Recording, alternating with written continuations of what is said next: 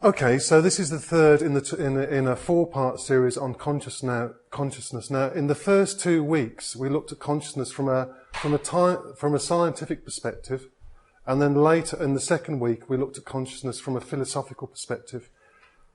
The next 2 weeks, we're going to look at consciousness from the perspective of Buddhism. Now, somebody said to me just before these talks, well, are there, maybe that some answers are going to be revealed. Well, maybe they will. Maybe they won't. But we'll see. So last week I gave a summary of the sciencey bit. I'm not going to do that this week. The only summary slide I'm going to do is this one here. And it just, for those of you who weren't here for the first week, which is the science bit, we made an assumption, I guess, that the human brain is very important in supporting consciousness. We weren't saying, well, I wasn't saying that the brain equals consciousness. I don't know. But we looked at the evolution of the human brain. What a wonder, what a marvel it is of evolution. It's not just the bits inside the brain, which is a marvel. It's also how different things are connected. We also looked at there are many theories out there. Well, actually, there's 7 theories. There's 7 major theories in the scientific world about the nature of consciousness, and we looked at one. But they all kind of agree that consciousness is not a thing. It's not something belonging to the material world. It's something which is it's a process, and it's momentary. Now, immediately, of course, that is kind of equivalent to the Buddhist perspective, and that's something which we'll be exploring a little later. And we also looked at, how may consciousness be supported in the brain? And we saw that different parts of the brain are in very complex communication with each other to allow different functions of the brain, like speech, like our emotions, like our ability to think and make, cognitive assessments about our world, and our basic life processes, the heartbeat, sugar levels, etc. So different parts of the brain do different things, but nevertheless, these different parts of the brain have to maintain very effective and complicated communication with each other. We also looked at this idea of integration differentiation, which is very current in the world of neuroscience. The fact that consciousness has it has a large number of things available to it which it can concentrate on.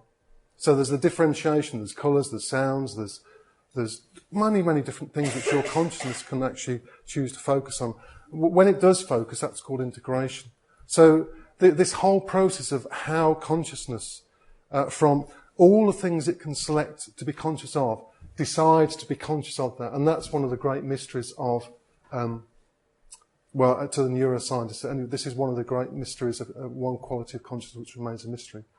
Last week we looked at, I'm sorry, Chris, I hope I could only fit 2 summary points on it, but last week we looked at the philosophical perspective, and a couple of points which I thought were really important is our attitudes towards consciousness, or what is not, influences our relationship with the world. I mean, for example, if you believe that animals share a similar quality of consciousness to us, would you still eat them? That was one thing which we kind of considered.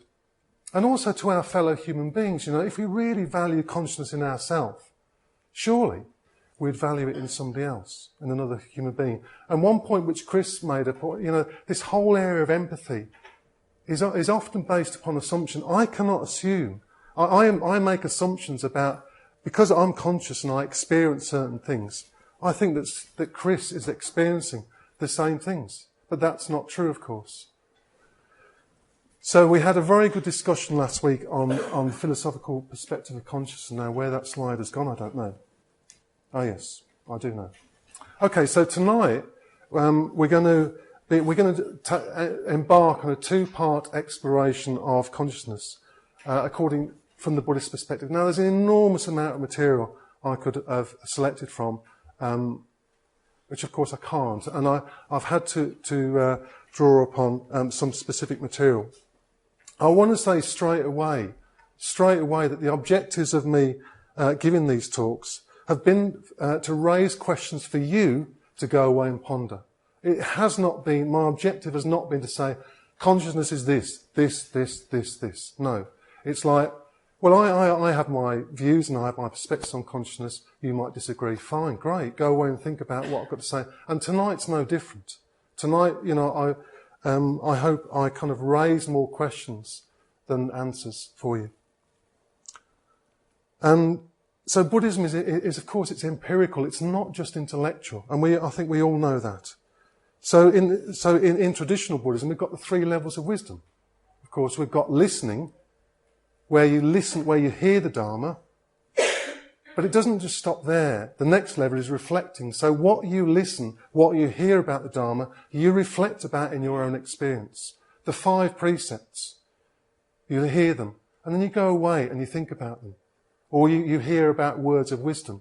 You hear them and you go away and think about them. And the 3rd level of wisdom is that you gradually, slowly become what you're reflecting on. For example, if you spend 2 weeks reflecting upon compassion, or maybe slowly but surely you edge a bit more towards embodying that quality. So you've got listening, reflecting, becoming.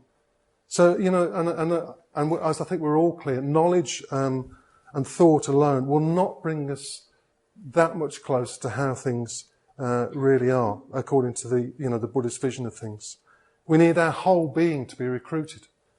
Emotions, thoughts, feelings, views, and gradually we reveal a more complete self-knowledge about ourselves and about the world around us.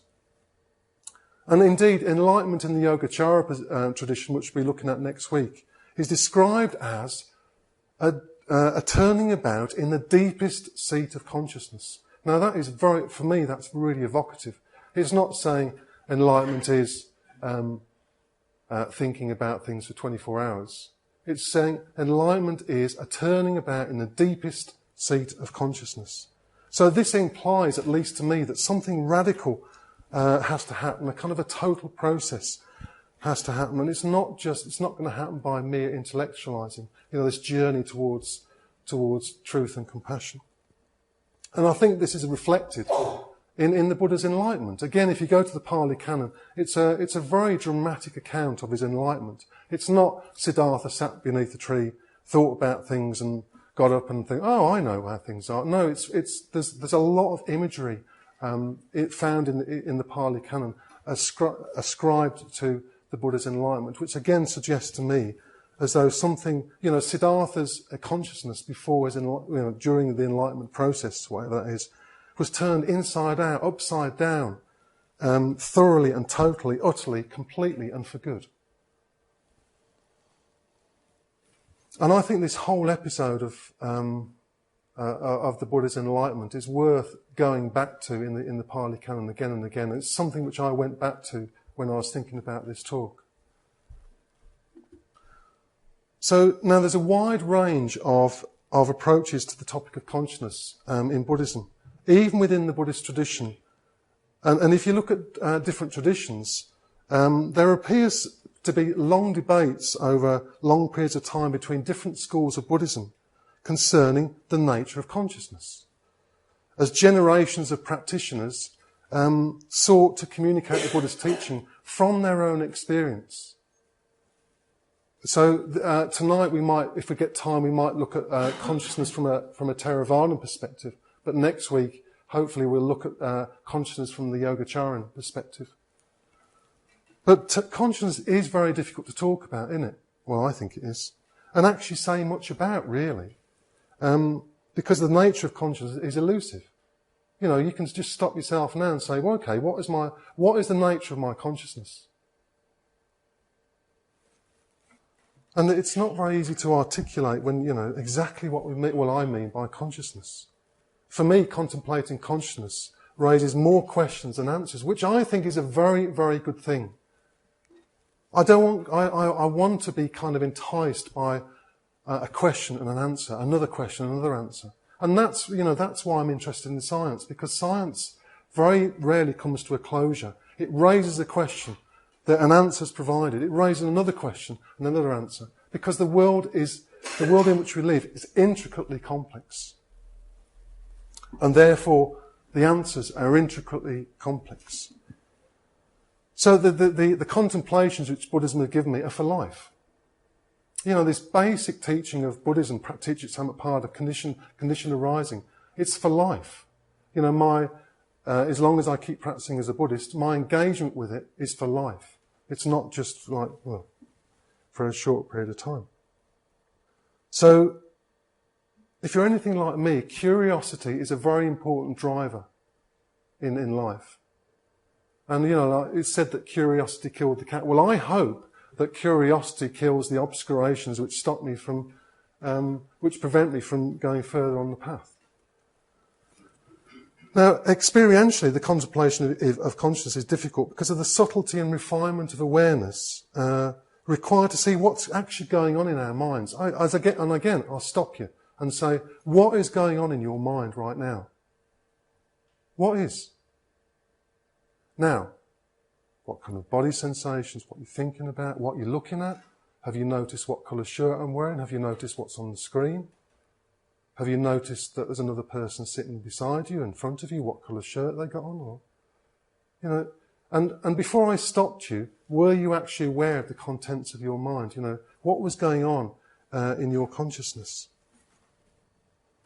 So, and I don't think sometimes, well, in my experience, that at least I can contemplate the subtlety of consciousness immediately. And it requires appropriate conditions for me to really contemplate consciousness in a deep and meaningful way. And again, this reminds me of going on retreat, the importance of going on retreat. I think for me, the most significant contemplations about consciousness have been on retreat. You know, when the mind can still a bit and, you know, I can kind of sink a bit more deeply into meditation. And I think that sometimes the insights to do with understanding the nature of consciousness are to be found on this, for me anyway, on a more subtle level. There's a really interesting practice in Buddhism called the six element practice, where you contemplate your being. You contemplate the different elements, not strictly according to the periodic table, but contemplate the elements within your body. The earth element, you know, the bones and the teeth and stuff like that. And then the water element, you know, the water element which we've got in us is always changing. We urinate, we drink water, we urinate, and when we eventually die, it's all going to be given back to the water cycle, etc. But right at the end of this practice is consciousness. So it's not. So for me, it makes sense because the previous 5 reflections about kind of refine the mind to be able to reflect more deeply on consciousness. But that we should get to grips with this whole subject of consciousness it has supreme primacy in Buddhism. And I take it for granted that we're all interested in consciousness in one way or another in this room. Is that in one way or another? Maybe, maybe not. I hope so, because it's a fascinating topic. Something which you can explore for the rest of your life, and it's very rare that you can say that so categorically. Now, although not strictly correct, for the purpose of tonight's talk, I'm going to use 2 terms which are interchangeable. I'm going to use mind and consciousness. Okay, I'm going to flip between mind and consciousness. Now, just to make the assumption that they're the same. Okay. So the primacy of the mind or consciousness in Buddhist teaching is illustrated straight away in a very important text in the Buddhist tradition, and that's the Dhammapada. The Dhammapada, it's one of the oldest and pithiest of Buddhist scriptures, and it's a collection of about 433 verses, which contain a whole range of the Buddha's interaction with people like you and me. With people like you and me who have come from diverse backgrounds and who have diverse needs and requirements. The Buddha kind of was aware, I guess, of who he was speaking with, and he tailored, not that he compromised, but he tailored sometimes what he said according to who he was speaking with. So the Dhammapada, as many of you know, opens up with this. It says, skillful and unskillful mental states are preceded by mind, led by mind, made up of my mind, by mind. If one speaks or acts with an impure mind, suffering follows him or her, even as the cartwheel follows the hoof of the ox. In other words, what's primary in life is the mind. What's primary is what we do with the mind. Conversely, if one speaks or acts with a pure mind or consciousness, happiness follows him like his shadow and never leaves. So obviously there's an ethical content in there, but that's not what I'm going to go into tonight. And other translations have kind of similar kind of themes. Another translation of this same verse is, all that we are is the result of what we have thought. It's not saying the way we were brought up is who we are. It's saying, again, that what goes in our minds is what we are. And another translation, our life is shaped by our mind. We become what we think. Now, that's not so foreign these days, is it? Because, what was it? Cognitive? Thank you very much. Mindfulness-based cognitive therapy recognises this as something very important. We are what we think. How we think shapes our life very much. And again, I'm going to say something. This is again from the Dhammapada, in illustrating the centrality of the mind. Just as a fletcher straightens his arrow, so the wise man straightens his trembling, unsteady mind, which is difficult to guard and hard to restrain. Now, I don't know if you agree with that, but I certainly do. The mind trembles, it's like a jelly. Sometimes it wants to go all over the place. And it's unsteady. And it's very difficult to guard, to stop that trembling and just settle the mind down. It's hard to restrain. What the mind wants, it kind of goes towards, whether we want it to go towards it or not sometimes. And hard it is to train the mind, or consciousness, which goes where it likes and does what it wants. I don't know if you agree with that, but we can debate about that if you want. And elsewhere in the Dhammapada, the Buddha points out the consequences of engaging effectively or not with our minds or consciousness. He's saying the consequences, a trained mind or consciousness brings happiness. The wise guard their minds, which are subtle and elusive, wandering at will. A guarded mind brings happiness, which is interesting. More than those who hate, and this is an interesting line, more than all your enemies, greater is the harm done to oneself by a wrongly directed mind. Again, that's quite strong. The implications of that are quite strong. Neither mother, father, nor relative can do as much good as a well-directed mind. In other words, a well-directed mind, one which I guess has been trained in ethics and awareness, does a lot of good in this world for oneself and for others. And finally, just to drive home the importance of the centrality of mind in Buddhism, the final quote from the Dhammapada. Though one should conquer in battle thousands upon thousands of men, yet he who conquers himself is truly the greatest victor. Conquer yourself and not others.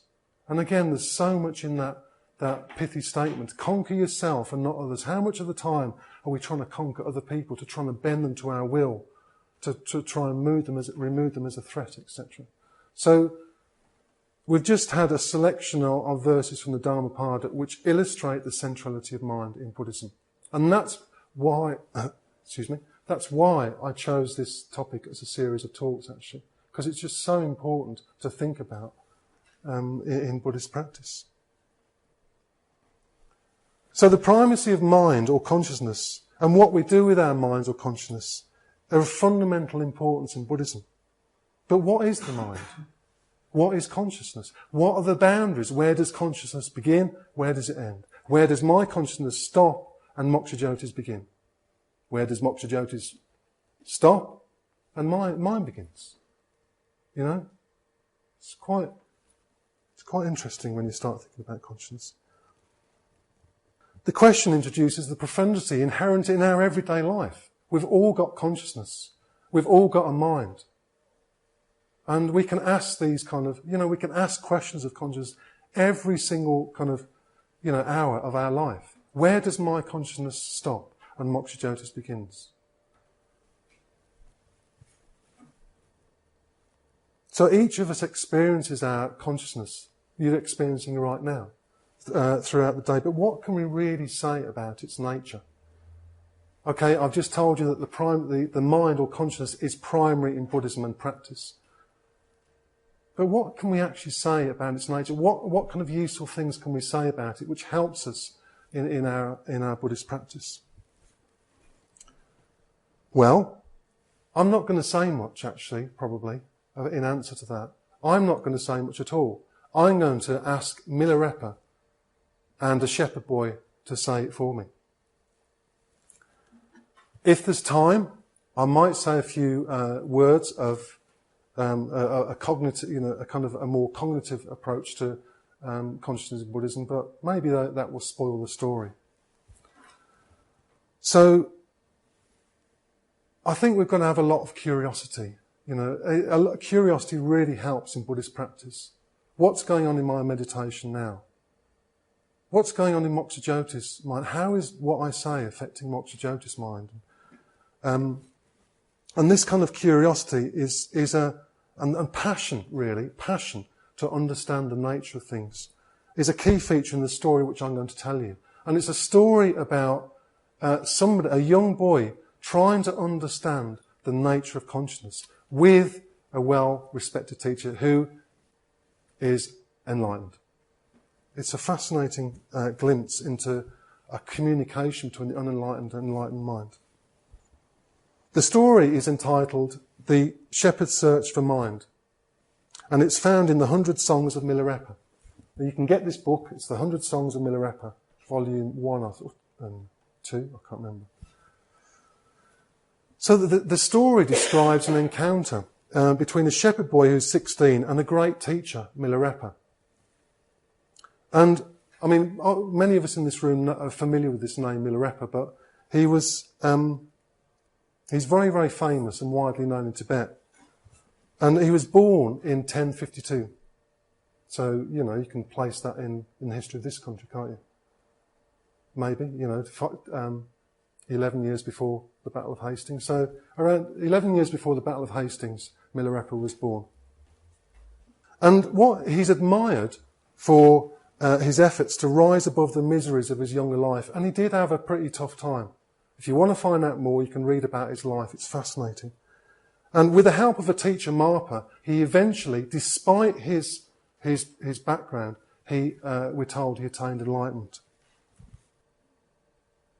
So Milarepa eventually left his teacher Marpa and went, and this is what he's famous for to live a solitary life in the mountains in Tibet.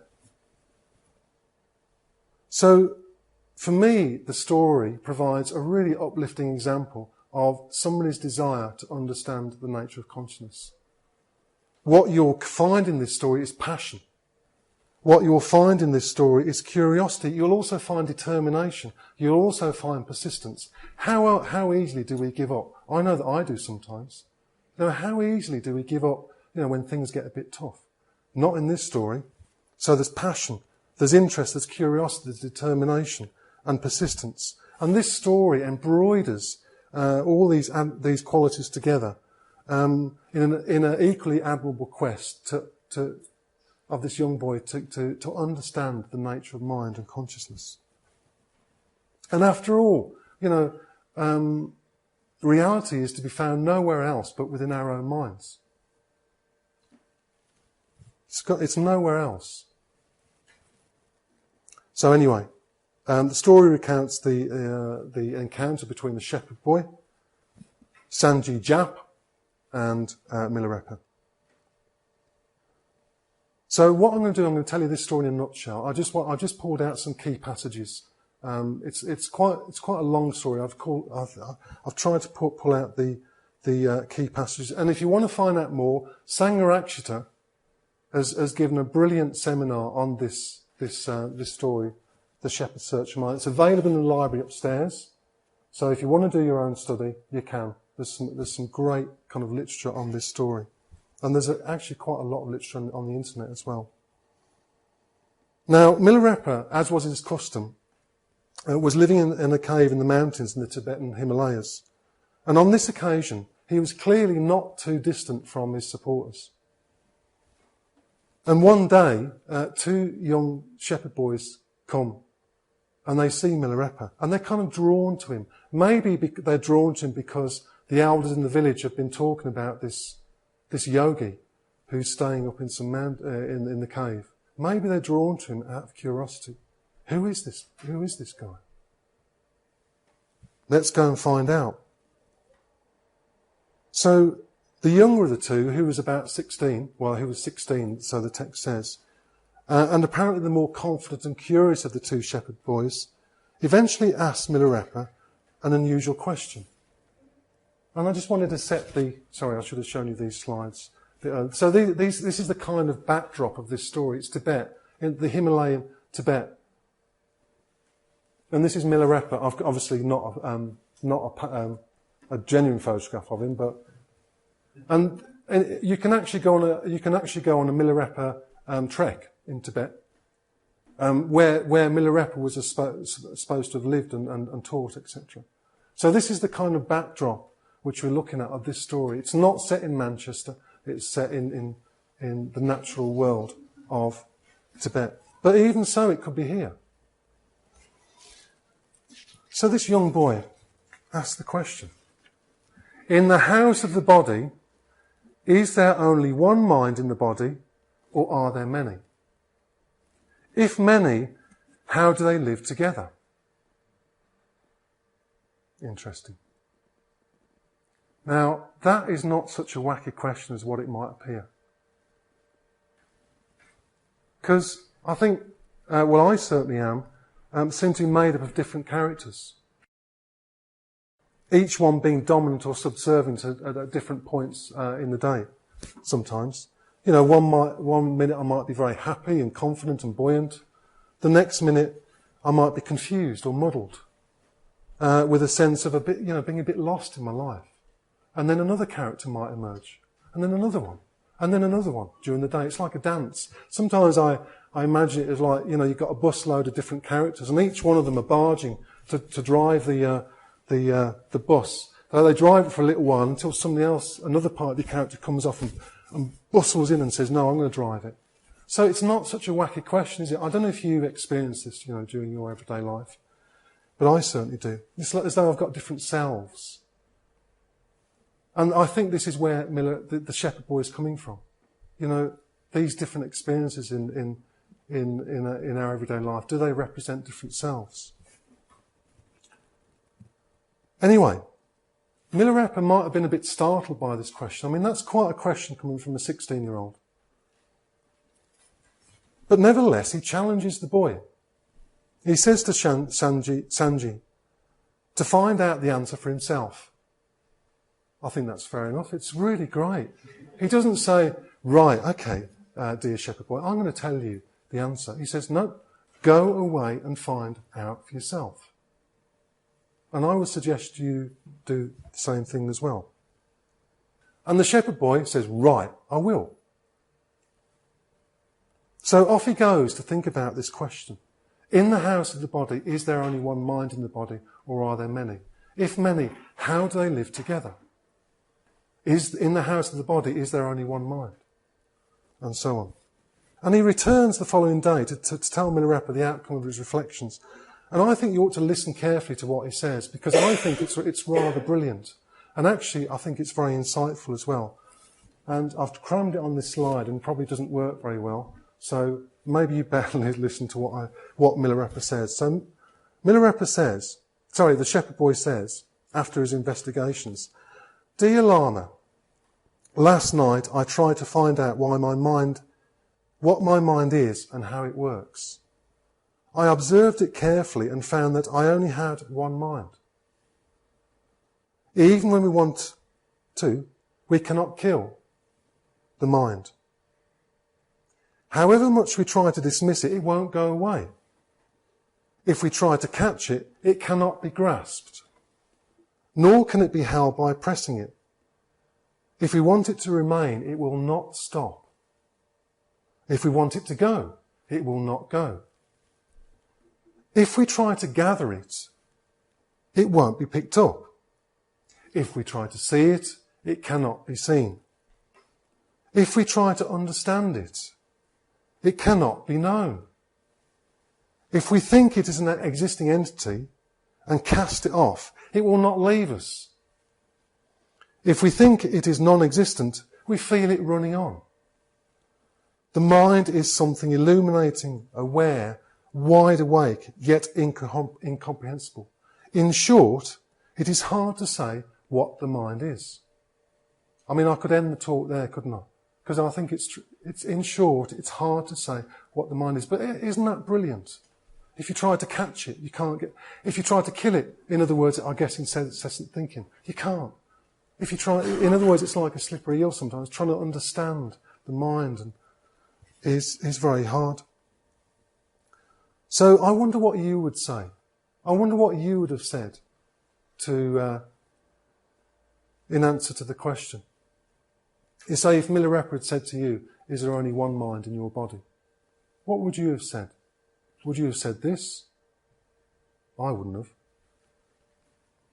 Okay, anyway, back to the story. Sanji then asked Milarepa to explain the meaning of the mind. Milarepa sings him a song. You know, again, picture the scene high up in the Himalayan mountains.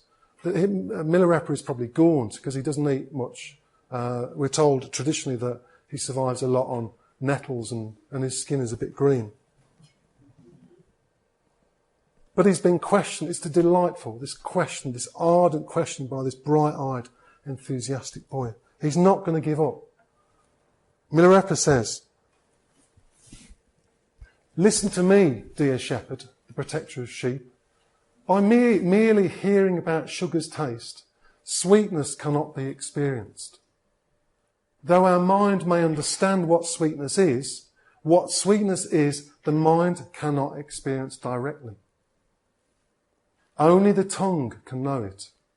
In the same way, we cannot see into the full nature of the mind." In other words, I think what that's getting at is that we can't actually see into the nature of the mind if we kind of maintain this kind of observer looking at the mind. We have to just let that go and just try and experience the mind directly, like the tongue tasting sugar directly, without the mind interfering. So, that's nice. That's really sweet. I'd like more of that. As we'll see later on, in the taste, only the taste. So the conversation carries on, and Milarepa entices the boy into pursuing the riddle of the mind further. And the young shepherd boy finds himself with more homework.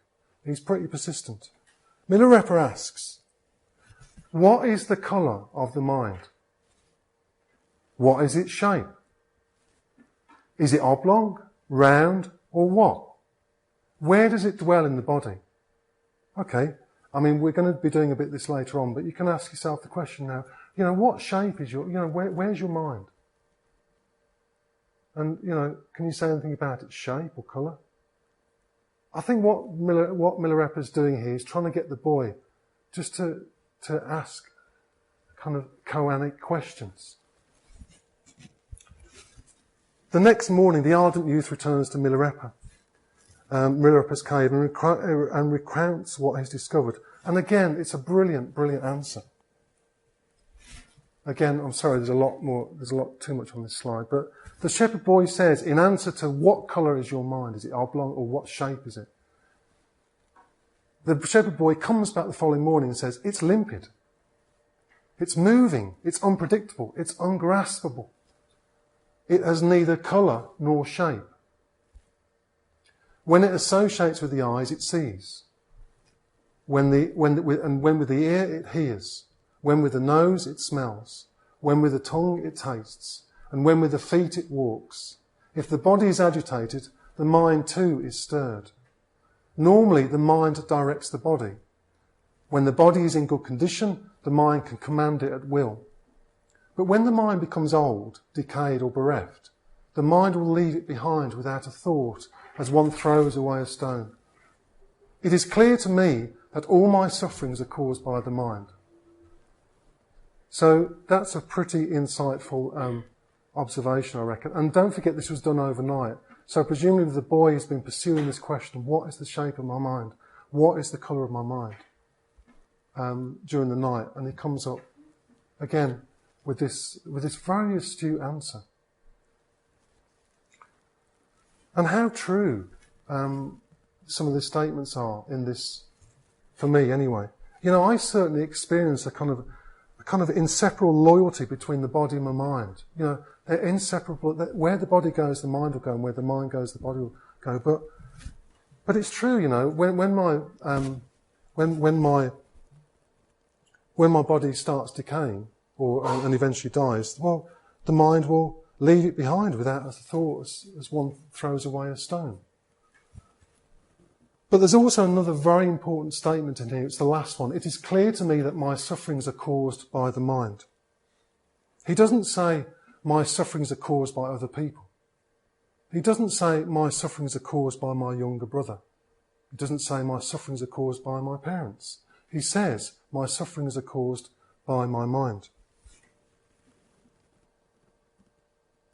Which represents, actually in Buddhism, a crucially important insight, actually. So this lad is doing very well. And it certainly goes against the grain of how our enlightened minds tend to work in terms of wanting to blame people or situations for how we feel.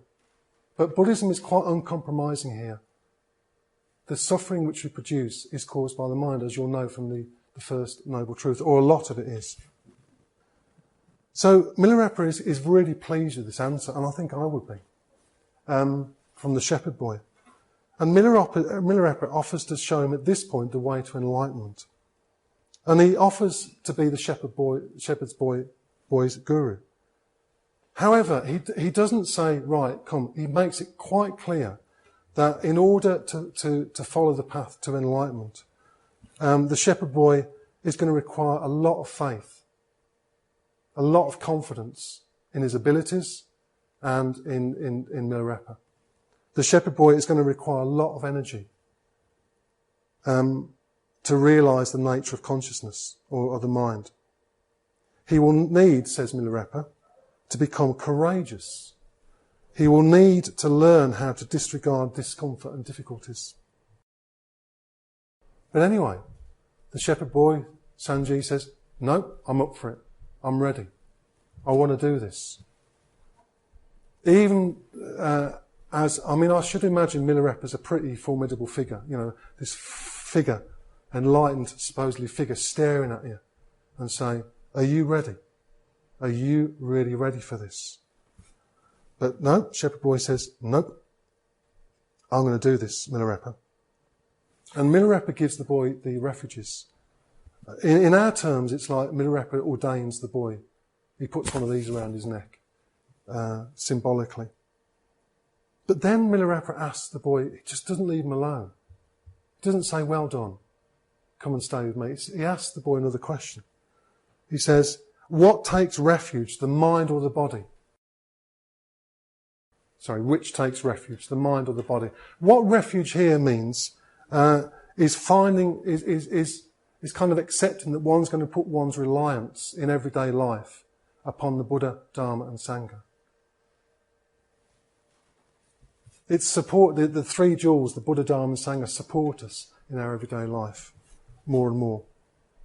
Which takes refuge, the mind or the body? So, the next day the boy returns and says, again, something quite remarkable. As to which takes refuge, the mind or the body, I found that it is neither of them. Does the body as a whole take refuge? No. Because when the mind leaves the body, the latter disintegrates and no longer exists. Is it the mind that takes refuge? No. The refuge seeker cannot be the mind, as the latter is only the mind and nothing else.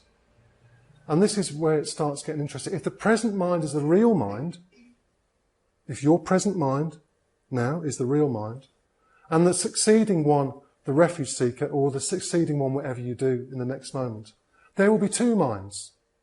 Do you see what he's getting at? There'll be two minds. Your present mind and your next, the mind which follows the present. The mind of yesterday has gone.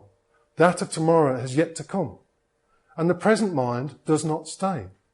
And it's true, isn't it? When the act of refuge seeking takes place, both the present and the succeeding minds have passed away. And I think this is the important, for me, this is the sentence of reflection. The mind of yesterday is gone. That of tomorrow has yet to come. And the present mind does not stay. And that for me, as we'll see a little later, that's saying something very important about the nature of consciousness or the nature of our minds, according to the Buddhist tradition. Because it goes against our assumptions. Well, I certainly assume that there's a continuity of Mahasrahha. So it's a fascinating story, a very fascinating story indeed. And I think I would recommend you go and find this story for yourself and read it and ponder and think about it.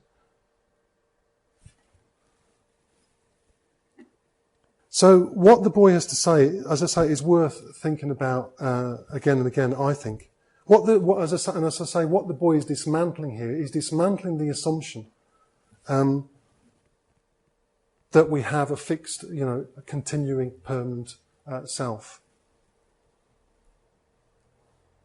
And for me, this story is kind of, not only is it fascinating in its own right, it's also telling me something about the qualities I need to pursue the Dharma. Now, we have access to an unprecedented amount of information through books, through the internet, through libraries, through etc., through blogs, etc., etc. We've got all this information. And if you type in Buddhism on Google, you can get masses and masses and masses and masses of information. You go downstairs, that's a good book, that's a good book, that's a good book, that's a good book. But that's not enough. Knowledge is not enough. And I think what this story shows, what we also need, we need a persistence. We need a persistence to keep asking questions. We need ardent, this boy is ardent, he's enthusiastic, he's bright-eyed, and he's got a desire to practice. And I think that's what carries him through. He's not going to be put off by Milarepa's challenges. And as I say, how often are you or I put off by challenges? So an ardent desire to keep identifying what is your next step. What questions do you need to ask yourself to keep taking the next step? So this young boy, he didn't have books, I guess, or many. He certainly didn't have the internet. He certainly didn't have all the information which is available to us now. But what he did have, he had heart. And also he had this really delightful, some might say naive, I say delightful, kind of straightforward and unquestioning trust in Milarepa. Which is quite, I think that's maybe quite rare these days. It's certainly worth pondering about. Milarepa responds to what the boys just said. Milarepa says, if we look into this consciousness, no ego is seen. Of it, nothing can be seen. And this is a really important kind of passage in the story. Clinging to the notion of ego is the characteristic of consciousness. So a characteristic of consciousness is to cling to the sense of I. Milarepa says, see how wrong are our fears, hopes and confusions, and the self-deception of one's own mind. When you sought the I last night, you could not find it. So what Milarepa is saying here, the nature of consciousness is beyond I, this sense of I. Now, I'm not going to say much more because I've got 3 more pages to say and I'm not going to say them. So I just wanted to encourage you to, as I say, to go and look at this story for yourselves. I just wanted to point out there's many terms associated with consciousness in Buddhism, and here are 5 of them: Vijnana, Chitta, Manas, Manavijnana, Alaya Vijnana, and next week I'm going to be looking at the 4 terms up there. But I just wanted to say a bit about Vijnana before I close. Vijnana is equivalent to consciousness in Buddhism. And what V means to divide. And Nya means to perceive or to know. So according to the Buddhist tradition, the nature of our unenlightened consciousness is we divide. And what we do, we divide the world into an experience, something which we experience out there, and something, and the experiencer. You know, like take for example, when you sit on cushions, there's a kind of a sensation of you experiencing sitting on the cushions. The Buddhist tradition says, well, actually, although we've got this vijnana, this kind of divisive kind of character of consciousness, it's not, when you really look at it, it's not actually substantial, it's not actually true. But, so this experience of the divisive nature of consciousness, vijnana, the me experiencing something out there, is intimately bound up with the sense of I is intimately bound up with experiencing objects out there. Our consciousness kind of distinguishes constantly between different aspects in our experience. We have an experience of this. We have an experience of that. In other words, it's dividing, our consciousness is dividing our experience into this, that, this, that, this, that, into kind of discrete packages. But within this divisive framework, you know, with between the experiencer and something being experienced, there's an enormous amount of flexibility. And as we saw in our kind of the opening talk on consciousness, consciousness has the ability to be very, very flexible. We can be aware of many, many different things. I mean, you can be aware of your, you know, if you're bored, you can be aware of boredom now. If you're aware of interest, if you're being interested, you can be aware of interest. You can be aware of the sensations in your body. In other words, there's a lot of flexibility available to us in consciousness. If only we can kind of open up to that possibility. But we can make finer observations about consciousness as well, about vijnana.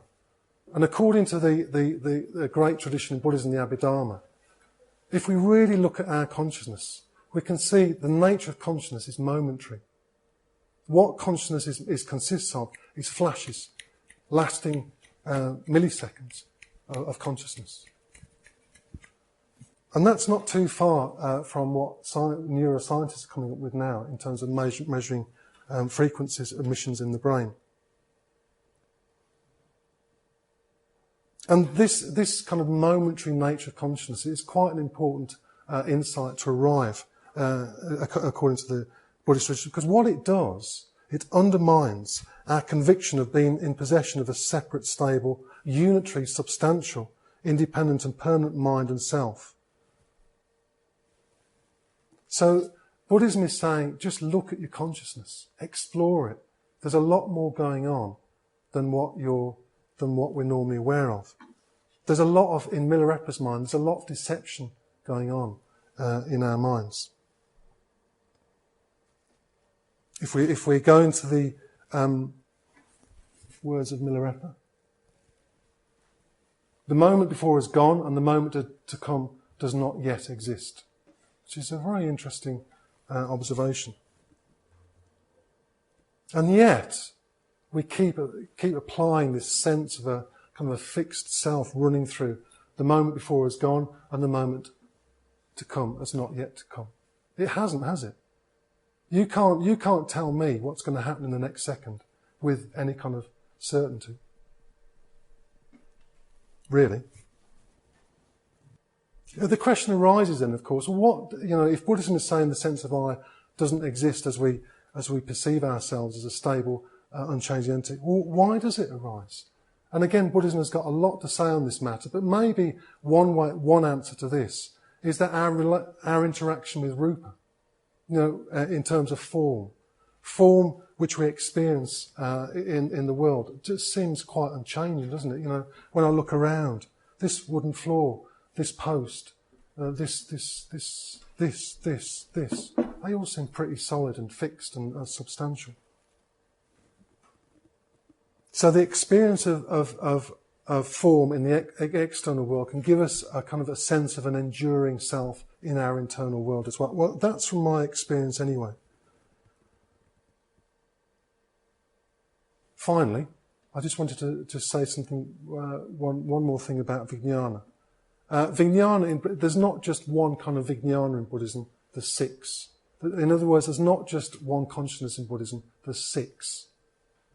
So there's the 5, the consciousnesses which are associated with the 5 senses, eyes, ears, nose, touch, and so forth. But there's also another one, and that's the mind. The mind, as you probably, many of you know, is regarded as a sense. It generates objects, it generates thoughts, it generates images, which we interact with. So according to what consciousness is being conscious of, so if it's looking, a sense, the consciousness of sight will arise. A consciousness will be associated with whatever sense organ the consciousness is actually settling upon. But so the fact that consciousness can be bound up with the different senses, and of course senses are all over the body, aren't they? And so consciousness is not just about being stuck up in the head. It can be distributed all over the body. And what this means is that our consciousness can kind of settle upon whatever we choose. We can choose to be more aware of the vision, looking more carefully at the colours, being more aware of the colours. We can choose to be more aware of the sounds. We can choose to be aware of tastes when we're eating them. In other words, we can direct our consciousness a bit more than what we do. And of course, depending upon what we choose to be aware of, that will infect our mind. Habitually, for example, we might have a particularly dominant sense. I might walk into comment, right? And what I kind of gravitate towards is these big widescreen TVs with thumping bass, because what the kind of sense of input I like sound. I really like sound, and in fact, that's one of my most dominant kind of sense consciousness, which I'm attracted towards. And I live by a park, and when I cycle into work now, I deliberately go through the park, and I spend a bit of the morning and a bit of the end of the day by the bird cage, listening to these exotic birds, because the sounds are really, really uplifting for me. They're just so beautiful and so ungraspable, but so beautiful. So I deliberately choose to direct my sense consciousness towards my hearing at the beginning of the day, in the morning, at the end of the day, because it uplifts me. So in other words, how we distribute our consciousness over the different senses can have quite a dramatic effect on our lives. For example, if one of your favourite kind of sense consciousness is thoughts in the mind, and if those thoughts can be positive or negative upon you. So I think we all have a different kind of favourite sense object in which we can settle our consciousness upon, but it doesn't have to be.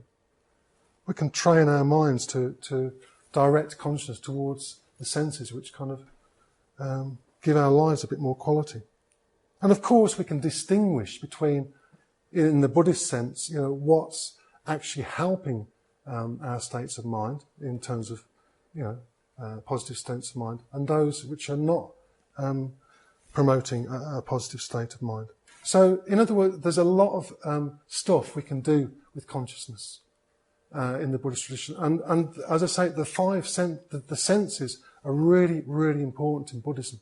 They are a way of we can do a lot of reflection using the senses. The senses are highly valued. Sense consciousness is highly valued in Buddhism. And what Buddhism asks us to do is look at how we interact with our sense consciousness.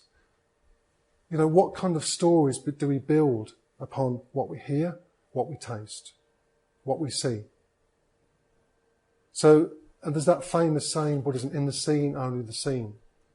In the heard, only the heard. In other words, we just experience the world as it is, without the sense consciousness of thought just rattling on and grasping things and building up stories around what comes into our consciousness.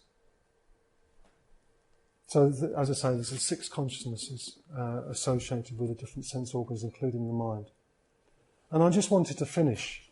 So, we've said a lot. Well, I've said a lot tonight. I've tried to encourage you to go and find out some more about this story, the shepherd's boy, search for mind. And I've said a little bit about this term vijnana, which is used in Buddhism as a way of kind of exploring Buddhism. The tendency to be divisive in our experience, I, it, you, me. And also the importance of being aware of our different sense consciousnesses and how they impact upon our lives. The bottom line is that consciousness is a mystery. If we Milarepa, the shepherd boy, I'll finish with the words of the shepherd boy. If we try to see it, it cannot be seen. If we try to understand it, it cannot be known. If we think it is an entity and cast it off, it will not leave us. If we think it is non-existent, we feel it running on. The mind is something illuminating, awake, wide awake, yet incomprehensible. In short, it's hard to say what the mind is, and I would add, but it's worth investigating. Okay, and that's what we'll be doing in the second half. In the second half, I'll be reading out some of these passages, which you yourself can have a reflect upon.